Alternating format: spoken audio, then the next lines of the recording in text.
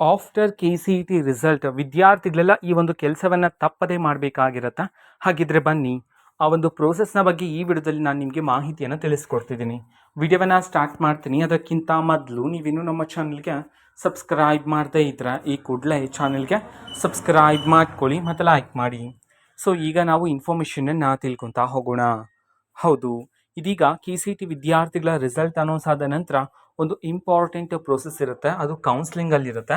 ಆ ಒಂದು ಕೌನ್ಸ್ಲಿಂಗಲ್ಲಿ ನೀವು ಆ ಒಂದು ಪ್ರೋಸೆಸ್ಸನ್ನು ಮಾಡಬೇಕಂತಂದರೆ ಇವಾಗಲಿಂದನೇ ನೀವು ಅದಕ್ಕೆ ಸಂಬಂಧಪಟ್ಟಂತೆ ನೀವು ಮೊದಲಿಗೆ ಪ್ರಿಪೇರ್ ಆಗಿ ಇರಬೇಕಾಗಿರುತ್ತೆ. ಸೊ ಅದೇ ಆಪ್ಷನ್ ಎಂಟ್ರಿಗೆ ನೀವು ಪ್ರಿಪೇರ್ ಆಗಿರಬೇಕಾಗಿರುತ್ತೆ. ಸೊ ಹೇಗೆ ಅನ್ನೋದನ್ನು ನಾನು ಈ ವಿಡಿಯೋದಲ್ಲಿ ಹೇಳ್ಕೊಡ್ತೀನಿ. ಸೊ ಮೊದಲಿಗೆ ಲಾಸ್ಟ್ ಇಯರ್ ಸೀಟ್ ಮ್ಯಾಟ್ರಿಕ್ಸ್ ಇರುತ್ತಲ್ಲ, ಅದನ್ನು ನೀವು ಯೂಸ್ ಮಾಡಿಕೊಂಡು ಸೊ ನಿಮ್ಮ ರ್ಯಾಂಕ್ ಎಷ್ಟು ಬರ್ಬೋದು ಅಂತ ಹೇಳಿ ಮೊದಲಿಗೆ ನೀವು ಪ್ರಿಡಿಕ್ಟ್ ಮಾಡ್ಕೊಳ್ಳಿ.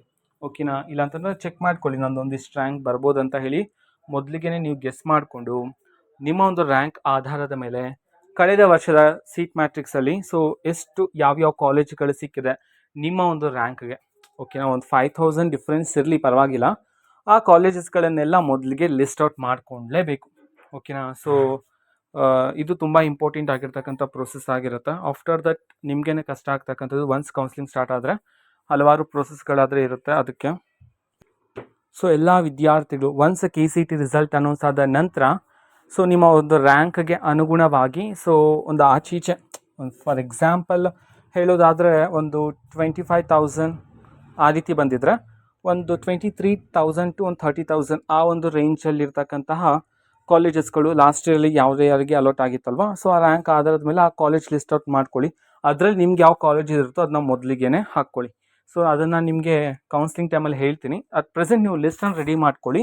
ಸೊ ಯಾವ್ಯಾವ ಕಾಲೇಜಸ್ ಇದೆ, ನನಗೆ ಸಿಗ್ಬೋದು ಯಾವ್ಯಾವ ಕಾಲೇಜಲ್ಲಿ ಸೀಟ್ ಅನ್ನೋದನ್ನು ಈಗಲೇ ರೆಡಿ ಮಾಡಿ ಇಟ್ಕೊಳ್ಳಿ. ಅದು ತುಂಬ ಇಂಪಾರ್ಟೆಂಟ್ ಆಗಿರುತ್ತೆ ಆ ಕಾರಣದಿಂದಾಗಿ.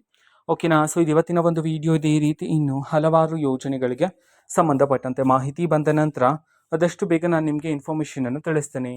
ಅದಕ್ಕೋಸ್ಕರ ಚಾನಲ್ಗೆ ಸಬ್ಸ್ಕ್ರೈಬ್ ಮಾಡ್ಕೊಳ್ಳಿ. ಮತ್ತು ಈಗ ನಾವು ಫೇಸ್ಬುಕ್ಕಲ್ಲೂ ಸಹ ಇದೀಗ ವಿಡಿಯೋಸ್ಗಳನ್ನು ಅಪ್ಲೋಡ್ ಮಾಡ್ತಿದ್ದೀವಿ. ಫೇಸ್ಬುಕ್ ಚಾನಲ್ ಲಿಂಕನ್ನು ಡಿಸ್ಕ್ರಿಪ್ಷನ್